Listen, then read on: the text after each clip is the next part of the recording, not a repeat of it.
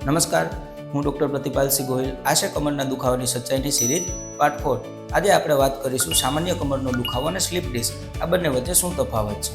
જો દુખાવો માત્ર કમર પૂરતો સીમિત રહેતો હોય, પગમાં જણજણાટી કે નબળાઈ ન રહેતી હોય, સવારમાં 10 મિનિટથી વધારે સમય માટે જકડન ન રહેતી હોય, દુખાવો થોડું હલનચલન કરવાથી અથવા થોડો આરામ કરવાથી દુખાવાની અંદર રાહત થઈ જતી હોય, તો આ દુખાવો સ્નાયુનું ખેંચાણ, નબળાઈ કે ખોટી જીવનશૈલી અથવા તો વધી ગયેલા વાત દોષના કારણે થઈ શકતો હોય છે. પરંતુ જો દુખાવો કમર સિવાય નિતંબથી લઈને પગ સુધી આવતો હોય, પગમાં જણજણાટી કે સૂનપણું રહેતું હોય, પગમાં કમજોરી અનુભવાતી હોય, સવારના સમયે જકડન 30 મિનિટથી વધારે સમય માટે અનુભવાતી હોય, તો આ દુખાવો સ્લીપ ડિસ્ક અથવા તો નવ પરના દબાણના કારણે હોઈ શકે છે.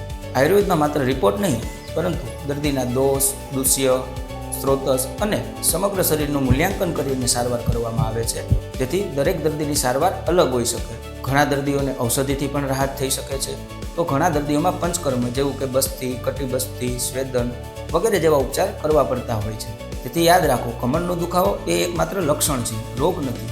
માટે સાચું કારણ જાણશો તો જ સાચી સારવાર થઈ શકશે. આ હતો સિરીઝનો પાર્ટ 4. પાર્ટ 5ની અંદર આપણે જાણીશું કે કમરનો દુખાવો વધારતી ભૂલો વિશે.